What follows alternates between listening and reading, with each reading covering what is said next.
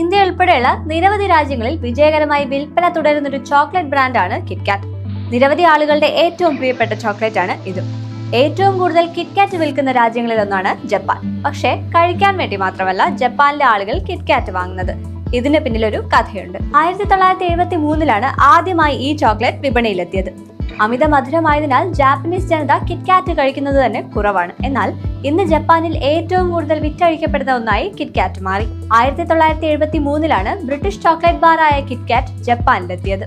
എന്നാൽ അത് ആരും വലിയ കാര്യമാക്കിയില്ല. ജാപ്പനീസിന്റെ ഇഷ്ടത്തിന് വിപരീതമായ രുചിയായിരുന്നു അതിന്. എന്നാൽ 2000കളുടെ തുടക്കത്തിൽ ജപ്പാനിലെ വിദ്യാർത്ഥികൾ കിറ്റ്കാറ്റുകൾ വാങ്ങിക്കൂട്ടാൻ തുടങ്ങി.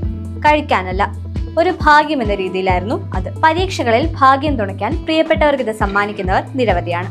കിറ്റ്കാറ്റ് എന്ന വാക്ക് ജാപ്പനീസ് ഭാഷയിൽ കിറ്റേ കട്സുവിനോട് ഏതാണ്ട് സമാനമാണ്. അതായത് നിങ്ങൾ തീർച്ചയായും വിജയിക്കുമെന്നാണ് അതിന്റെ അർത്ഥം. പരീക്ഷ നടക്കുന്ന ജനുവരി മാസം കിറ്റ്കാറ്റിന്റെ വിൽപ്പന കുതിച്ചുയർന്നതായി കമ്പനി ശ്രദ്ധിച്ചു. തുടർന്ന് കമ്പനി ഇത് മാർക്കറ്റ് ചെയ്യാൻ തുടങ്ങി. ഭാഗ്യ സന്ദേശമായി മാതാപിതാക്കളും കുട്ടികളും കിറ്റ്കാറ്റ് കൈമാറുന്ന പരസ്യം കമ്പനി പുറത്തിറക്കി. ലോകത്ത് മറ്റിടങ്ങളിലില്ലാത്ത 450ഓളം തരം കിറ്റ്കാറ്റുകൾ ഇന്ന് ജപ്പാനിലുണ്ട്. സ്വർണം പൊതിഞ്ഞ കിറ്റ്കാറ്റുകൾ പോലും ഇവിടെ ലഭ്യമാണ്. ഇപ്പോൾ കിറ്റ്കാറ്റ് ജാപ്പനീസ് സംസ്കാരത്തിന്റെ തന്നെ ഭാഗമായി മാറി.